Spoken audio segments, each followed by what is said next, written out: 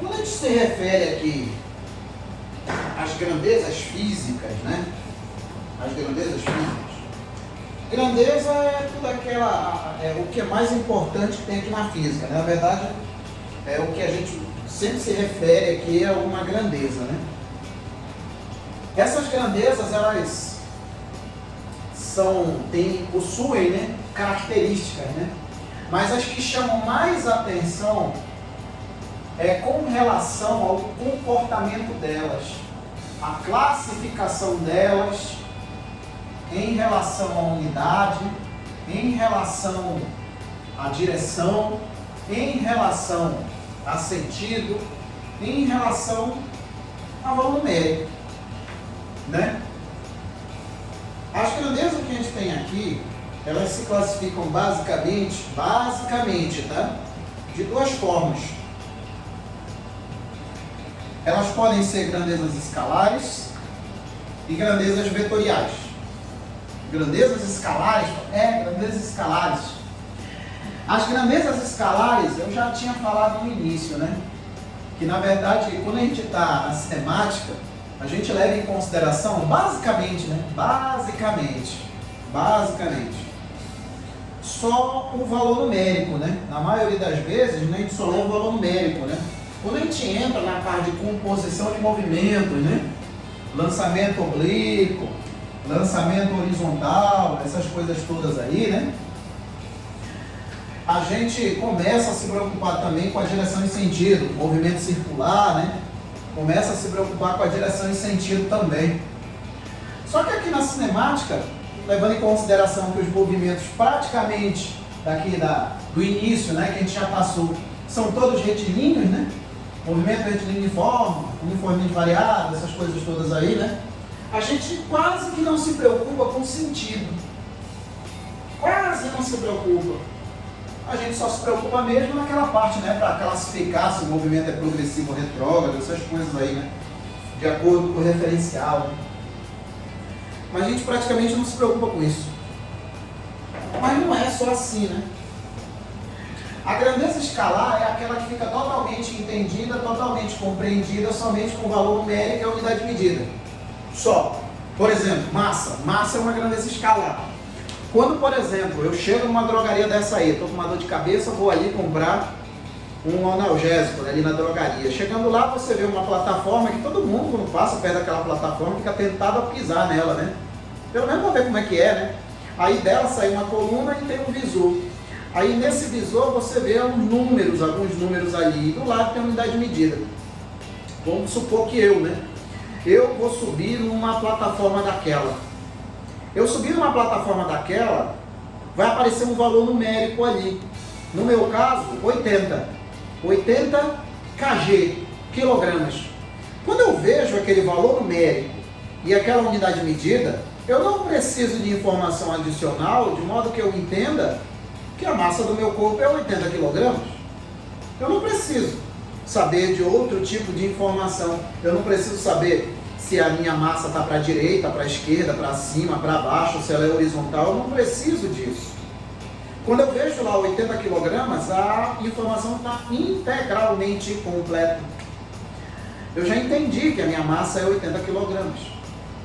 Da mesma forma que, por exemplo, se a gente for medir energia, já fica totalmente entendido somente com o valor numérico, a unidade de medida. Uma determinada distância, que é uma grandeza escalar também. A corrente elétrica também, que é uma grandeza escalar. A própria pressão também é uma grandeza escalar. Então, quando eu tenho uma grandeza que é caracterizada totalmente, integralmente, somente com o valor numérico, a unidade de medida, eu posso chamar aquela grandeza ali de grandeza escalar. Só que nem sempre é assim. Nem sempre é assim. Existem outras grandezas que não ficam totalmente entendidas, totalmente compreendidas, somente com o valor numérico e a unidade de medida. Como assim, Fábio? Por exemplo, esse pincel. Se eu, por exemplo, aqui digo, seu Rômulo, eu vou jogar esse pincel aqui. A primeira coisa que ele vai pensar, ele vai olhar para mim assim, tá, Fábio, tu vai jogar, tá, mas tu vai jogar para onde? Tu vai jogar para tua esquerda? Para a tua direita, para frente, para trás, você vai jogar em mim, então a primeira coisa que a pessoa pode até não me perguntar, mas vai pensar, tá, ele vai jogar exponencial, mas vai jogar onde? A partir do momento que a pessoa se pergunta ou pergunta isso, é porque a informação não ficou completa.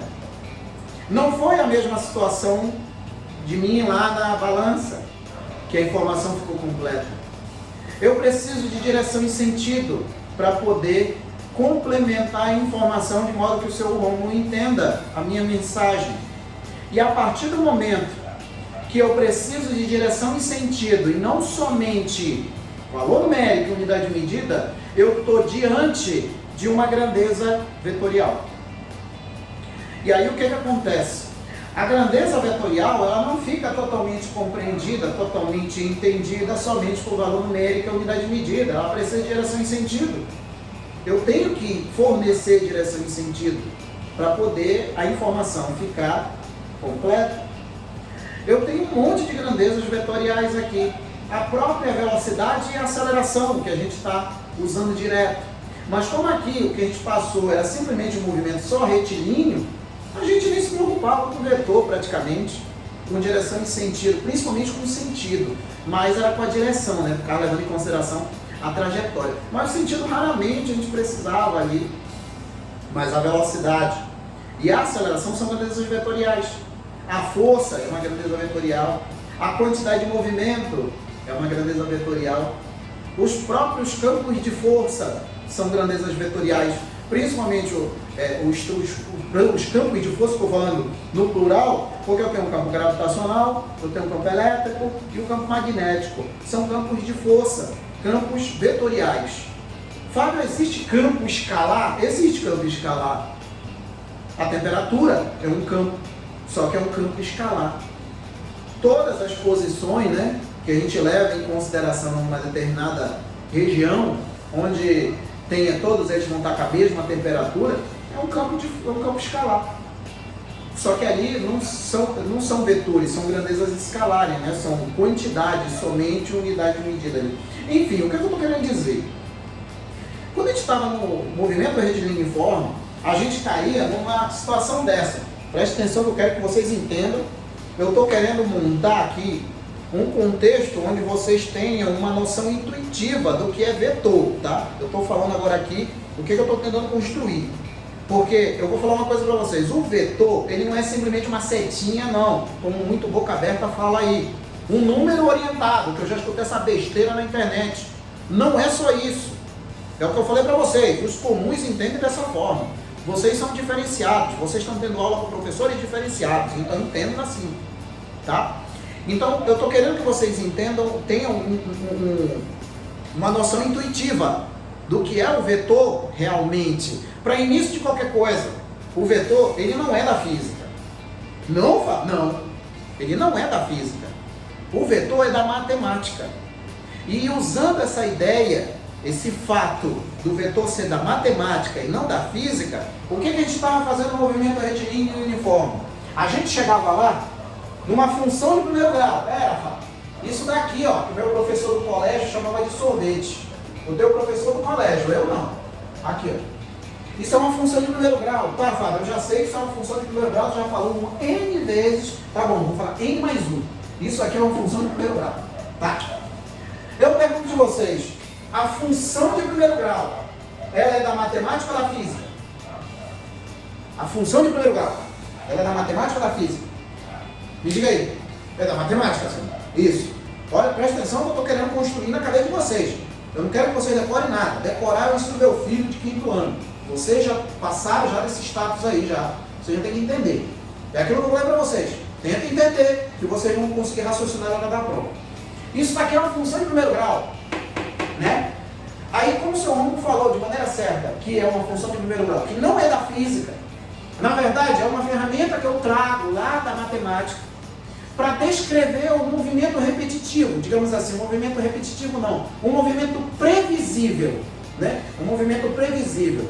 Porque a partir do momento que eu tenho a velocidade constante, e a posição inicial e a velocidade, obviamente, não está mudando, eu consigo prever, dependendo do instante, eu consigo prever qual vai ser a posição que aquele móvel vai ter. passados, né? Aquele tempo ali, eu consigo prever. Por quê? Porque é um movimento previsível. E eu consigo prever com isso aqui, ó. E onde está a raiz disso daqui? Na função de primeiro grau. E de onde é que é a função do primeiro grau? Da matemática. Tá, Fábio, mas e daí? E daí que é o seguinte, isso aqui foi no MRU, né? Depois disso, a gente passou para o MRUV, né? Aí eu não tinha mais um negócio de primeiro grau. Eu tinha um de segundo grau, S, que é igual a S0, mais B0T, mais ou menos AT ao quadrado, dividido por 2. Agora eu pergunto para vocês, essa expressão aqui, ela é uma função de primeiro grau. A função de primeiro grau não, desculpa, segundo grau, ela é de onde? Da matemática ou da física? Da matemática ou da física? E aí, seu Romulo? É da matemática de novo. É tudo função. Tudo que é função, independente se é função de primeiro grau, segundo grau, terceiro grau, 10º grau, tudo é da matemática, cara. É tudo abstração trazida lá da matemática. São ferramentas que foram trazidas da matemática para descrever, para prever determinada posição, né? Levando em consideração a constância de alguma grandeza aqui, ó. Né? E onde é que tu quer chegar com isso aí, Fábio? É o seguinte, agora eu tenho grandezas que não ficam totalmente entendidas, totalmente compreendidas, somente com valor numérico e unidade de medida. Elas precisam de direção e sentido. E aonde que eu vou buscar isso aí? Lá na matemática. Alguém que vai me representar essas grandezas que não ficam totalmente entendidas, totalmente compreendidas, somente com valor numérico e unidade de medida. E quem é essa ferramenta? Quem seria essa ferramenta? É o vetor. É o vetor. Então seria o vetor, tá? Aqui, ó, é o vetor. Como eu já disse, o vetor, ele é um ente matemático. Eu vou até escrever isso aqui, vou documentar, para ver que o negócio é tão sério, que eu vou documentar aqui na lousa. Fala que não falou não, falei sim, inclusive documentei na lousa. Vai ser um ente matemático. Matemático que vai servir para quê? Para representar grandezas que não ficam totalmente entendidas, totalmente compreendidas, somente com o valor numérico e a unidade de medida. Elas precisam de direção e sentido. Então, da mesma forma que eu fui lá na matemática pegar a função de primeiro grau e de segundo grau para descrever movimentos, eu volto lá na matemática para pegar alguém, uma abstração, tá? Que no português, claro, o vetor é uma abstração, vou já dizer por quê. É uma abstração para representar essas grandezas. Tá tudo bem aqui? Tá dando para entender isso aí? Tá, Fábio, mas o que seria um vetor? Tá, um vetor. Tem gente que coloca só isso aqui, né? Fábio, olha só, é uma seta, né? É isso aqui, né? Não é só isso não, meus queridos. Não é só isso não. Vamos pensar assim, ó. Vamos pensar assim. Eu quero que vocês pensem. Pensem. Eu estou dentro de uma sala aqui, né? Eu estou dentro de uma sala aqui, né? Eu tenho a parede da minha direita, esquerda de vocês, da minha esquerda, direita de vocês, a minha que está aí na frente e a que está atrás, o teto e o chão. Ou seja, 6 paredes, né? Aqui dentro, vocês estão vendo que eu não explodi, né? Não explodiu. Caralho, é mesmo que não explodiu. Eu não explodi porque eu estou submetido à pressão atmosférica aqui, né? Senão teria explodido, né? Essas coisas aí, né? E aí o que acontece? O que eu estou querendo dizer? Eu estou imerso no ar. E o ar, ele faz pressão no nosso corpo. O que eu estou querendo dizer? Aqui dentro eu tenho pressão. Aqui dentro. Eu tenho pressão. Vamos supor que a pressão aqui dentro está 1 atm. 1 atm. A pressão aqui dentro, né? A pressão aqui dentro da sala está 1 atm. Eu pergunto para vocês, ó. A pressão, ela é uma grandeza escalar ou vetorial? Me digam aí sobre a experiência que vocês têm estudando isso aqui. A pressão, ela é uma grandeza escalar ou uma grandeza vetorial? Me diga aí. Ela é escalar. Ela é escalar. É o que eu disse, não confundamos perna de barata com serrote. São as duas grandezas que mais confundem aqui se é escalar ou vetorial. É a corrente elétrica, que ela é escalar também, e A pressão, que também é uma grandeza escalar. Mas por que ela é uma escalar? É isso que eu quero que vocês saibam responder. Por quê? Por quê? Não é só decorar isso daí não. Por isso que tem muita gente que apanha dessa matéria. Não é só decorar isso aí não. Agora por quê? Eu sei que a definição de pressão, ela vai ser igual ao módulo, isso aqui vai ser importante. Estou até destacando aqui. O módulo de uma força, né?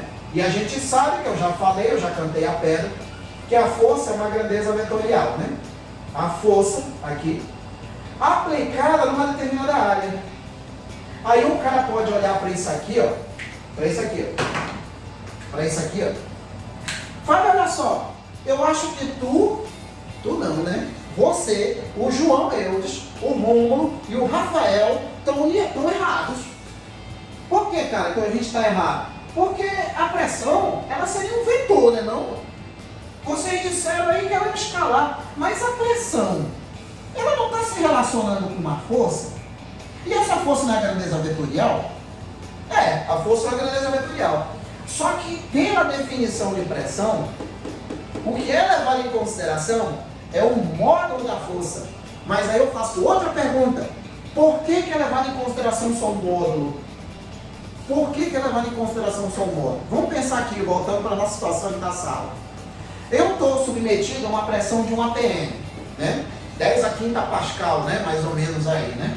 1 atm. Essa pressão, ela é feita por quem? Ela é feita pelo ar. Vamos supor que essa sala aqui, ela esteja cheia de ar e esse ar esteja integralmente distribuído de maneira igual aqui. A gente diz que ele é homogêneo, né? Que a densidade é constante. A gente diz que o ar está distribuído aqui dentro de maneira homogênea. Isso significa que em nenhum ponto aqui dessa sala não tenha ar. Todos os pontos têm a mesma quantidade de ar por unidade de volume. Vamos pensar dessa forma. Esse ar, ele vai fazer força mesmo, ele vai empurrar essa parede, vai empurrar essa parede, vai empurrar essa parede aqui, vai empurrar a parede de baixo, vai empurrar a parede de frente e a parede de costa. Só que olha só, esse ar ele vai fazer força, só que quantas direções de força esse ar vai fazer? Ele vai fazer um para a esquerda, uma força para a esquerda, uma força para a direita, uma força para cima, uma força para baixo, uma força para frente e uma força para trás. Como a pressão é constante, eu pergunto para vocês, essas 6 forças, elas são iguais? Me diga aí, essas forças, elas são iguais? Não esqueçam que o ar está igualmente distribuído aqui, que é exatamente o que leva em consideração as questões de ensino médio. O ar está integralmente distribuído aqui, homogêneo, distribuído de maneira homogênea. Aí esse ar vai fazer força nas 6 paredes. Essas 6 forças, elas são iguais? Me diga aí. Eu quero que vocês pensem, tá? Vai ser igual, seu irmão? Tem certeza? Não, coloque aí, cara. Tem que colocar. Hora de errar é agora. Você não pode errar na prova. Coloca aí, é só o senhor que está aí, é? Chuta aí, meus queridos, pelo menos. Fala aí alguma coisa. Sim, por causa da distribuição lá. Só que vamos pensar assim, seu Gabriel. Depende do sentimento, seu João Eudes. Vamos levar em consideração a ideia do Rômulo e a ideia do José. Estou gostando, tá? É assim mesmo, tem que falar mesmo. O único que tem a obrigação de saber das coisas aqui sou eu. E eu não sei tudo. Vamos partir desse pressuposto. O único que tem a obrigação de saber das coisas aqui é o Fábio. E assim mesmo eu não sei tudo. Então pode falar aí. A gente tem que debater, tem que trocar ideia. A física é isso. Não é só estar decorando a equação que não Zé Ruela aqui não. É entender. É trocar ideia. É isso. Vamos pensar assim, ó. Um vetor, 2 vetores, melhor dizendo, eles só são iguais se e somente se tiverem as mesmas características. Terem a mesma direção, o mesmo sentido e o mesmo módulo. Aí eu pergunto para vocês, esses 6 vetores, forças que são aplicadas nessas 6 paredes, têm as 3 características idênticas? As 3? Me diga aí. Não, Lógico que não. A única coisa que todos os 6 têm em comum vai ser o quê? Qual é a única característica que todos os 6 vetores forças que estão aplicados nessas paredes vão ter igual? Qual é a única característica? Me diga aí. Só tem uma. Dessas 3 que eu descrevi, só vai ter uma. E qual seria? Me diga aí. O módulo. O valor numérico. Isso mesmo, seu João Eudes. É só o valor numérico. É só o valor numérico. A força em módulo que o ar faz naquela parede é igual em módulo que faz nessa parede, é igual em módulo que faz na parede de cima, é igual em módulo que faz na parede de baixo, é igual em módulo que faz na parede da frente e na parede de trás. O valor numérico é o mesmo. É por isso que isso aqui é levado em módulo. Ah, desgramento é mesmo, agora faz sentido a física com essa equação que eu só decorei. É por isso que a grandeza, a pressão, ela é uma grandeza escalar. Porque não tem como eu dar uma direção em sentido para a pressão se ela está em todas as direções. Como é que eu vou dizer que ela é um vetor? Não existe vetor em todas as direções. Um vetor, ele só tem uma direção, um modo e um sentido. Não tem muitas direções. Como? Não vai ter como fazer isso aqui. Então é exatamente por causa disso. O fato da pressão estar relacionada com uma grandeza que é um vetor, não quer dizer que ela seja um vetor. Não quer dizer isso. E aí o que acontece? O que acontece? Vamos levar em consideração a mesma parede. Vamos considerar aqui, ó. Eu tenho uma parede aqui, ó. Aqui, ó. Vou colocar a parede, né? Daqui. Vou colocar o chão aqui, ó. O chão aqui. Isso aqui é o chão. Aqui, ó. O chão aqui. E tá aqui a parede. A parede é uma dessas 6 aqui, tá? Parede aqui, ó. Aqui é a parede. Isso aqui é a parede. Parede. Né? Vou pegar só uma como exemplo. Olha só. Vamos supor que essa parede aqui, ó. Vou colocar eu aqui, ó. Tá aqui, ó. Cabeçuda aqui, ó. Não tão magro, mas tá aqui, ó. O cabelo partido do meio aqui, ó. Pronto, tá aqui, ó.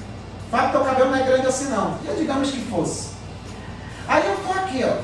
Eu tô imerso no ar, né? Essa parede aqui, ó, ela está sendo pressionada, a gente diz assim, está sendo pressionada por quê? Pelo ar, né? Pelo ar. Esse ar, ele faz como, tipo como se fosse empurrando, né? Como empurrar. Se eu for representar nessa parede a força que o ar faz nele, sendo um vetor, eu vou colocar assim, né? Olha, eu vou colocar aqui, ó. Ah, Fábio, é mesmo, né?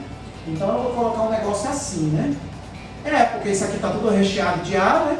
E esse ar vai fazer uma força nessa parede, uma força F, que é uma grandeza vetorial F, né? E tal, aí, né? Mas tem a ver com a pressão? O módulo dela, sim, tem a ver com a pressão. Tá? Agora, olha só. Isso seria a representação da força que o ar faz na parede. Só que eu pergunto para vocês agora. Se eu levar em consideração a minha parede toda aqui, do chão até o teto, a força, ela está somente nesse ponto aqui, somente naquele ponto que eu destaquei, me diga aí, está só naquele ponto? Me responda aí, seu João, seu José, seu Rômulo, dona Micaela. Não, cara, é isso que eu quero que vocês enxerguem, é isso mesmo. Não, não. Essa força está aplicada aonde, então, já que ela não está só no ponto? Eu quero que vocês entendam isso para eu poder definir ali. Se não está aplicado só nesse ponto, está aplicado onde? Na parede toda. Isso mesmo, seu João. Então significa, Fábio, que essa seta que tu colocou é uma representação. Isso. E outra coisa, essa representação, já que a parede está toda submetida à força, e essa força é aplicada pelo ar, isso significa que eu não tenho somente um segmento de reto orientado aqui, não. Eu tenho infinitos segmentos de reto orientados aqui. Como assim, Fábio, infinito? Lembra que eu falei que o vetor ele é uma abstração da matemática? Ah, Fábio, eu lembro. Inclusive, deve estar gravado aqui, né? Eu estou gravando aqui tudo que tu fala. Então, eu me lembro que tu falou que o vetor, na verdade, ele é uma abstração. É uma abstração. O vetor, ele substitui os infinitos segmentos orientados que estão ali. Isso, sim, na parede toda. Isso tem relação com o ar ser homogêneo. Mas, seu João, mesmo que o ar não fosse homogêneo, eu teria um conjunto de vetores aplicados aqui. Mesmo que não fosse. Porque aí, ó, a pressão não ia ser contínua. Aqui, tá prestando atenção? Olha só, os detalhes são importantes. Dá para ver que eu coloquei todas as setas praticamente do mesmo tamanho? Tá dando para ver? Eu botei todas as setas do mesmo tamanho? Então significa que toda a parede está submetida ao mesmo valor de força, que é o tamanho, né? Ao mesmo valor de força. Se está submetida ao mesmo valor de força, está submetida à mesma pressão. Então, Fábio, me diz aí, o que seria um vetor, trazendo isso daí lá da matemática? O que seria? É o seguinte, o vetor é um ente matemático. É um ente matemático que representa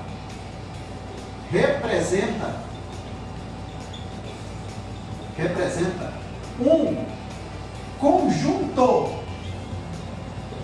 Fábio, conjunto, quando a gente fala conjunto, a gente tem que ter uma ideia de quantidade, né?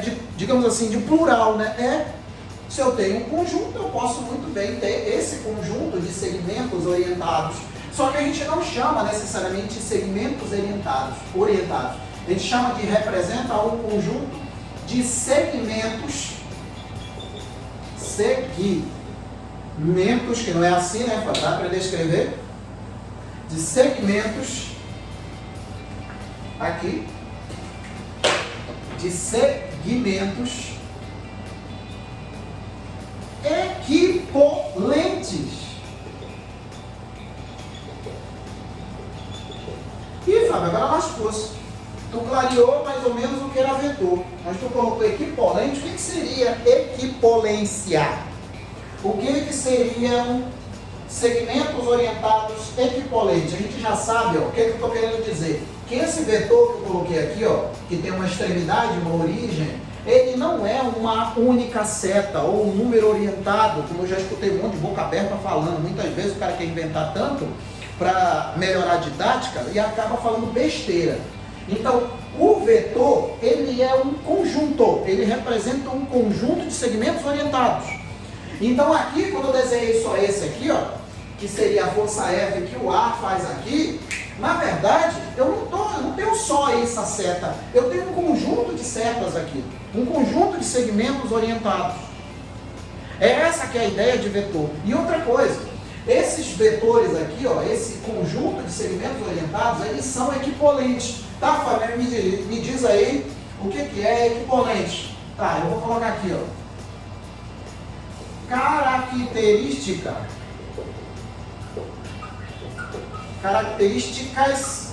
do vetor. O que seria, Fábio? O vetor no que diz respeito a características. De fato, o vetor, ele é um segmento orientado, né? Ele tem uma origem e uma extremidade. A extremidade é sempre a ponta da seta e a origem é o início do segmento. Eu posso muito bem ter aqui, ó, por exemplo, dois pontos, né? Um A e um B. Aqui, ó, e um B. Aí eu tenho aqui, ó, um segmento de reta, né? Um segmento de reta. Lá da geometria, né? A menor distância, né, de dois pontos, né, diz que é uma seta, né, é uma reta, né. Só que essa reta, ela só tem direção, ela não tem sentido. A partir do momento que eu dou um sentido para ela, ela já tem um tamanho, ela já tem uma direção. Vamos supor que ela está na horizontal.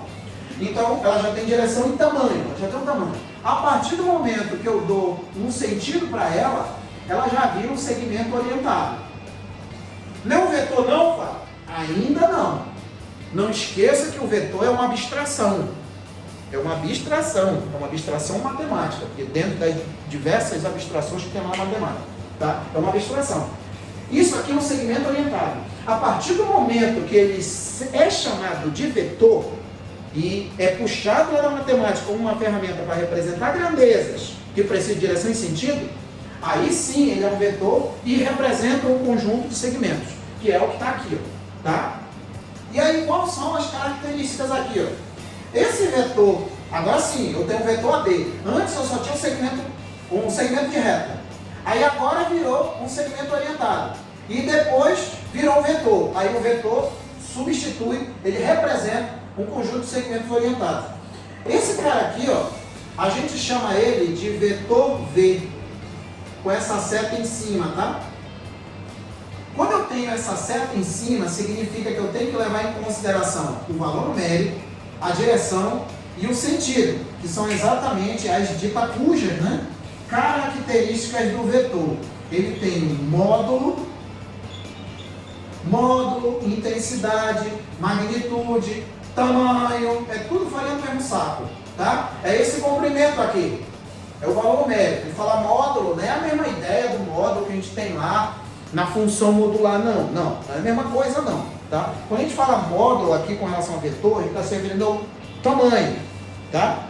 Módulo, magnitude, tamanho, valor numérico, é tudo farinha no mesmo saco. É o tamanho do vetor aqui, tá? E quem seria aqui a direção? É o que muitas vezes acabam confundindo com sentido. A direção, ó, eu vou colocar aqui, um sinônimo, né? O módulo pode ser chamado de intensidade, não somente, né? É uma delas, né? Intensidade, magnitude, tamanho, valor numérico, essas coisas. Direção, o que eu sei da direção? A direção tem sempre dois sentidos. E eu levo em consideração, por exemplo, horizontal, as mais comuns, né? E vertical. É mais comum, né? Horizontal, vertical, aí tem vezes que está sob um ângulo tal ali, em relação ao horizontal e vertical, mas o mais comum é horizontal e vertical. Modo, direção e sentido. Aqui eu tenho sentido. Sentido. Aí o que acontece? No caso do sentido, no caso da horizontal, eu tenho sempre dois sentidos. No caso da vertical, eu tenho sempre dois sentidos. No caso da horizontal, eu tenho para direita e para esquerda. Isso na horizontal, tá? Eu tenho um sentido para direita e um sentido para esquerda. Vou colocar aqui, ó, para direita, só com um exemplo aqui, na horizontal. Direita, escreve direita. Pronto. Tem para direita e para esquerda. Isso no caso da horizontal, né? No caso da vertical, eu tenho para cima e para baixo. Isso aqui são os sentidos, né? Mas isso aqui eu acredito que vocês já estão careca de saber. O que a gente não pode é confundir direção com sentido. Sentido é uma coisa, direção é outra. Quando a gente fala direção, a gente está levando em consideração, por exemplo, horizontal e vertical. Toda direção tem sempre dois sentidos, tá? Tem sempre, no caso da horizontal, tem a direita para a esquerda. Qual é a direção? Horizontal. Qual é o sentido? Para a direita. Qual é o sentido? Para a esquerda. Qual é a direção? Vertical. Qual é o sentido? Para cima. Qual é o sentido? Para baixo. Essas coisas. Isso na matemática, tá? Tem essas três características aqui. Agora, Fábio, me diz aí, o que seria aqueles segmentos equipolentes? Dois vetores, dois segmentos de retas são equipolentes? Vou colocar aqui, ó. Vou colocar em preto. Aqui, ó. Por exemplo, dois segmentos orientados, dois segmentos orientados, são equipolentes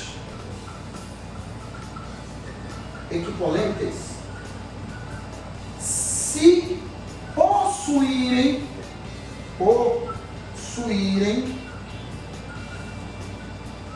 as mesmas características. Eu estou até documentando isso aqui. Características.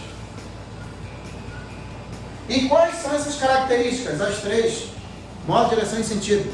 Então, o vetor, ele representa o conjunto de segmentos equipolentes. O que seriam segmentos equipolentes? São segmentos que possuem o mesmo módulo, a mesma direção e o mesmo sentido. E a gente pode entender também que são vetores iguais. A gente pode entender assim, a grosso modo, né? A gente pode entender. Então a ideia de equipolência está relacionada às três características ali, de modo, direção e sentido, tá? E todo vetor vai ter que ter modo, direção e sentido. Sempre vai ser essa mesma ideia. Sempre tendo modo, direção e sentido, tá? Aí, Fábio, o que acontece? Isso daí, tu já me disse, né?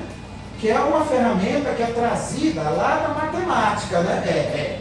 O vetor é uma ferramenta lá da matemática, né? E aí o que acontece? Ele é representado por esse segmento orientado, só que esse segmento orientado, a partir do momento que ele é chamado de vetor, ele representa um conjunto de segmentos equipolentes, que obviamente vai ter o mesmo modo, direção e sentido, e ele é chamado de vetor V. Mas se eu levar em consideração só o valor numérico dele, vai ser um V com a seta em cima com duas barras, tá? A gente considera desse jeito aqui, ó. Eu vou colocar aqui, ó. Eu vou colocar aqui. Vai ficar assim. Se eu considerar somente o valor numérico desse vetor aqui, eu vou ter que falar isso aqui, ó. Isso aqui, ó, vai ser o módulo de V. Eu tenho o vetor V. Quem é o vetor V? É esse vetor que é horizontal, é esse vetor que aponta para a direita, é esse vetor que tem esse tamanho aqui de tantas unidades. Vamos supor que esse vetor aí, ele tem um comprimento, né, de 8 unidades aqui, ó. Não vou colocar nem unidade de medida, eu vou colocar 8 unidades de medida. Pronto, aqui, ó, 8 unidades de medida. Qual seria o módulo desse vetor V? 8, que é o tamanho dele, que é exatamente a ideia que a gente estava usando aqui quando a gente estava levando em consideração a força. Porque quando a gente vai calcular pressão, a gente leva em consideração somente o valor numérico da força. É só o valor numérico, a gente não leva em consideração direção e sentido, até porque das 6 paredes aqui do exemplo que eu peguei, elas não são iguais. 2 vetores são iguais se, somente se, tiverem as mesmas características aqui, mesmo modo, mesma direção e mesmo sentido. Se um deles furar, eles não são iguais. Eu não posso dizer que 2 vetores são iguais só porque eles têm o mesmo valor numérico. Eu não posso falar isso, tem que ter tudo igual, tá? Aí o que acontece? Quando eu entro aqui na física, né, com essa ideia aí, né, o vetor acaba ganhando uma quarta característica. Qual seria essa quarta característica? Você sabe me dizer? Quarta característica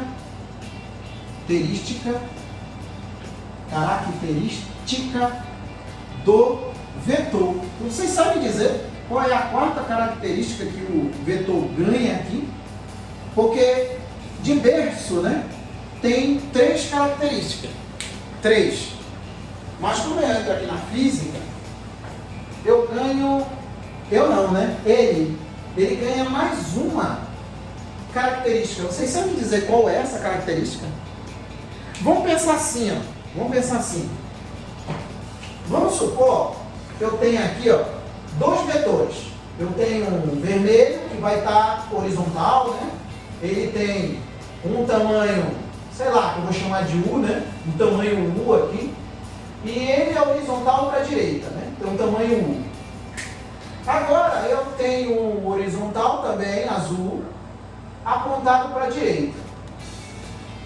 E ele também tem o mesmo tamanho U. Eu pergunto para vocês, esses 2 vetores são iguais? Me diga aí. Seu João, seu Romulo, seu Luan, seu Rafael, dona Micaela, seu Vivaldo. Esses 2 vetores eles são iguais, baseado em tudo que eu já falei aqui. Eu ainda nem comecei, basicamente. Fato, mas eu pensei que era para calcular a lei dos cossenos, para calcular projeção. Isso não é fácil, cara. Isso é fácil. O problema é tu entender, eu quero que tu entenda isso aqui. Me diga aí, esses 2 vetores aqui eles são iguais? Baseado aqui? 2 vetores em 2 segmentos são equipolentes se eles tiverem o mesmo módulo, a mesma direção e o mesmo sentido, né? Eu posso muito bem dizer que 2 vetores são iguais se tiver o mesmo módulo, a mesma direção e o mesmo sentido. Olha só, esses 2 vetores, eles têm a mesma direção? Tem a mesma direção? Tem, seu José. Os dois têm. Eles são o quê? Não são horizontais? São, né? Eles são horizontais. Eles estão no mesmo sentido? Estão apontados para a direita.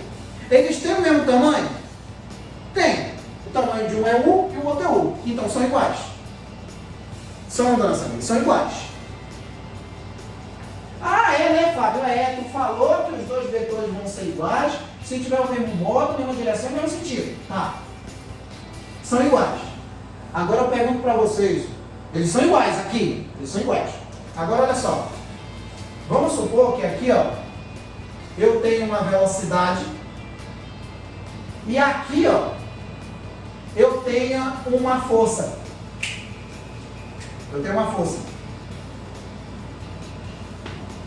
Isso aqui é uma força F e isso daqui é uma velocidade V. Eu pergunto agora, esses dois vetores continuam iguais? Olha como a coisa muda. Só com um detalhe. Antes era igual. Continua igual? Não. Não, simplesmente não. Isso mesmo, seu Romulo. Não. Antes era igual porque tinha o mesmo modo, a mesma direção, o mesmo sentido. Era um vetor qualquer que eu puxei lá na matemática. Só que agora, na física,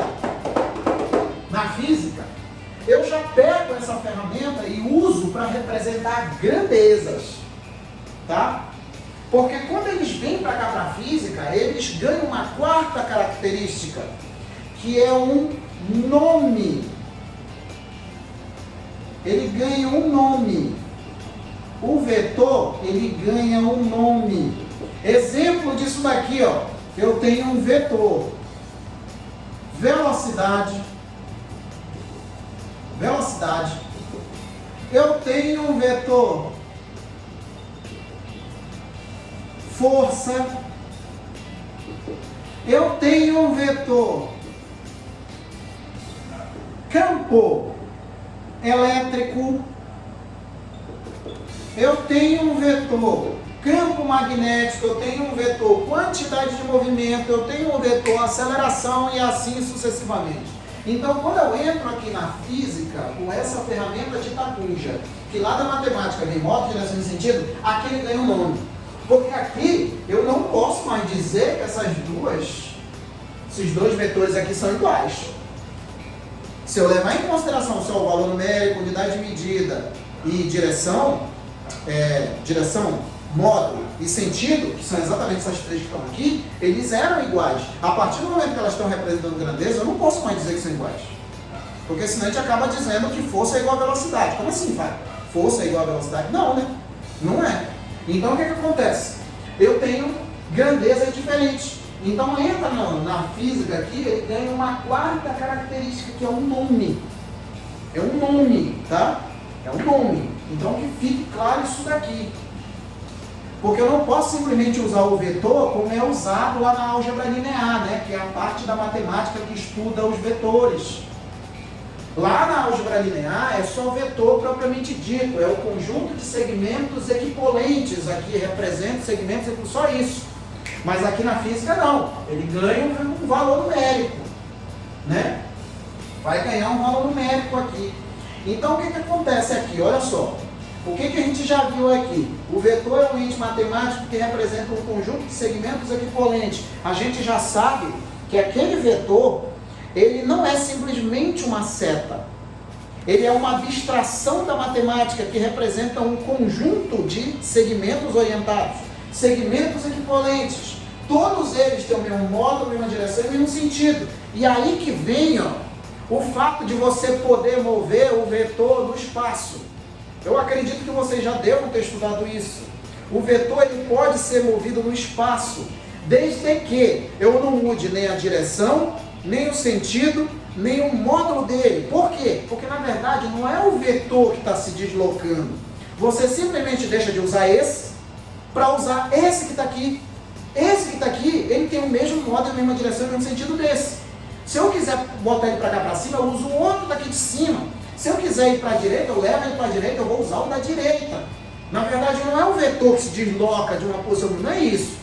O que na verdade a gente deixa de usar um para usar outro. Porque a gente sabe agora que um vetor, um segmento de reta, ele representa um conjunto. Se eu olhar meu braço aqui, né, como um vetor, ele representa uma infinidade de segmentos orientados que estão aqui no espaço. É por isso que a gente tem essa abstração de deslocar um vetor. Porque ali, por exemplo, está lá na dinâmica, que você tem um conjunto de forças. Vamos supor que tu tem aqui, ó. Tu tem aqui, ó, um vetor A, aí tem aqui, ó. Aqui, vamos supor aqui, ó, um vetor B. Aí depois aqui, tu tem um vetor C aqui, né? C. Todos eles separados assim. Aí como é que a gente faz, Fábio, para achar aqui a somatória deles? Eu coloco a origem de um com a origem de um com a extremidade do outro, né? E aí como é que eu vou fazer isso daqui? Eu vou ter que pegar esse daqui e deslocar para cá, esse daqui eu vou ter que deslocar para cá, porque na verdade não é esse cara que eu estou trazendo para cá. Esse outro aqui, esse B, já existe aqui. Já existe outro aqui, ó, equivalente ao B, que tem a mesma direção, o mesmo modo, o mesmo sentido desse daqui que eu vou trazer para cá. A mesma ideia é esse. Quando eu pegar esse daqui, ó, e for trazê-lo para cá, por exemplo, vamos supor que eu vou trazer para cá, né? Eu não vou pegar esse necessariamente. Eu vou pegar um outro que está aqui, ó, por exemplo, né? Eu vou pegar outro que está aqui, ó, que tem a mesma direção, o mesmo sentido, o mesmo módulo desse outro. É por isso que eu tenho esse negócio de estar movendo o vetor no espaço. É porque ele representa um conjunto, né? Ele representa um conjunto aqui. Pessoal, olha só. A ideia intuitiva do vetor, deu para pegar aqui? Fábio, tu já deu o assunto? Não. Praticamente não. A gente iniciou aqui. Eu estou dando uma noção intuitiva para vocês. Para você ver de fato o que é o vetor. O vetor, ele representa um conjunto de segmentos orientados. Ao pé da letra, ele seria uma abstração. Matemática. Deu para entender isso aqui? Me diga aí. Só o seu João que está aí? Deu para entender isso aí da frente aqui? O ponto de partida, a extremidade. Sim. Não, mas não se preocupa com isso não, seu José. A gente ainda não deu operação de vetores não. Eu coloquei aqui só como exemplo, tá? Mas lógico que se você for somar pelo método do polígono, é a origem de um com a extremidade do outro, origem de um com a extremidade do outro, origem de um com a extremidade do outro, e o vetor soma é um que sai da origem do primeiro até a extremidade do último. Mas isso é outra coisa, não se preocupe com isso não, calma. A parte de cinemática ela é importante para vocês entenderem isso daqui. Cinemática e principalmente a parte dinâmica. São as duas partes que a gente vai levar mais tempo, tá? O restante, ó, a gente vai correr, tá? A gente vai correr isso aí. O negócio aqui que eu coloquei aqui foi só um exemplo, para a gente ver aqui que vai para um lado para o outro aqui, justamente por isso que a gente tem essa possibilidade de estar movendo o vetor de uma posição para outra. Porque na verdade a gente não move, a gente fala, move o vetor para lá. Se você pegar qualquer livro de ensino médio, ele diz, você move o vetor para ali, só não pode mudar o modo, direção e sentido. Mas ele na verdade, ele não se move para ali. Ele simplesmente deixa de ser usado esse, para ser usado aquele outro que está para ali. Porque aquele que está aqui em cima, aqui mais ou menos para cá, ele tem o mesmo modo, a mesma direção e o mesmo sentido do outro. Por isso que tem esse negócio de estar movendo aqui, né? Então, qual é a moral da história agora, dessa parte inicial aqui desse assunto? Porque hoje a gente mudou de assunto, fez isso, mudou de assunto. Qual é a moral da história aqui? É o seguinte, o que é um vetor? É um conjunto de segmentos equivalentes, né? Dois vetores são iguais se e somente se tiver o mesmo modo, a mesma direção e o mesmo sentido, né? Quais são basicamente as partes de um vetor? O vetor a gente tem que saber que ele tem um tamanho, que é esse daqui, né? Esse tamanho. Tem que saber que ele tem uma extremidade, tem que saber que tem uma origem. Isso aqui a gente tem que saber, tudinho. Tem uma extremidade e uma origem. E tem um tamanho. Tem uma direção e tem um sentido. Sentido é para onde aponta a cabeça da seta. A direção é onde está aquele segmento de reta, é a reta suporte, né? Que dá origem a ele, é a direção, né? E aí, todas essas três características característica é representada por esse nome, vetor V, com essa seta aqui em cima. Essa seta aqui em cima da grandeza representa que ela está sendo vista de caráter vetorial, tanto em modo, direção e sentido. Tudo igual, tá? E aí o que acontece? Quando eu pego essa ferramenta lá da matemática, da mesma forma que a gente pega as funções, para representar movimentos previsíveis, a gente pega outra ferramenta que é o vetor, para representar grandezas que são vetoriais, que precisam de direção e sentido. A partir daí, ela não fica só com 3 características, ela ganha uma quarta, que é o nome. Vetor velocidade, vetor aceleração, vetor força, vetor quantidade de movimento, vetor campo elétrico, magnético e assim vai. Tá? Então é isso aí, tá? Quando eu voltar aqui, vai ser para a gente realmente operar esses vetores aqui, já que a gente já tem noção de direção, sentido, módulo, já sabe o que é um vetor, já sabe por que ele pode ser movido no espaço, porque ele representa um conjunto de segmentos orientados, já sabe que ele não é simplesmente um vetor, ele é uma ferramenta trazida da matemática para representar grandezas que não ficam totalmente entendidas somente com valor numérico, unidade de medida, e graças a isso ele ganha um nome, isso a gente já sabe. E quando eu voltar aqui, a gente começa a operar principalmente projeção de vetor e soma de vetores. É o que é mais importante para nós aqui. Projeção, calcular a projeção de vetor, porque nem sempre o vetor vai estar no horizontal, nem sempre o vetor vai estar na vertical. Quando ele estiver inclinado, a gente é obrigado a decompor na horizontal e na vertical. Mas por que tem que decompor? É só para ficar bonito? Não, tem um porquê também de a gente ter que fazer a decomposição daí. E outra coisa, como é que a gente faz para somar vetores, que é a parte mais importante, é porque a gente tem que saber operar vetores, a gente não está estudando álgebra linear, né? Que é a parte da matemática, não está estudando vetores aplicados à física. O que a gente tem que saber aqui, sem sombra de dúvida, é somar vetores. As duas formas, principalmente pelo método polígono, da linha poligonal fechada, e do paralelogramo. A partir do paralelogramo, a gente deduz uma expressão que serve para qualquer situação que a gente encontrar aqui de vetores, que é uma das leis que a gente tem lá na matemática também, que a gente vê na semana que vem, tá bom? Então é isso aí, meus queridos.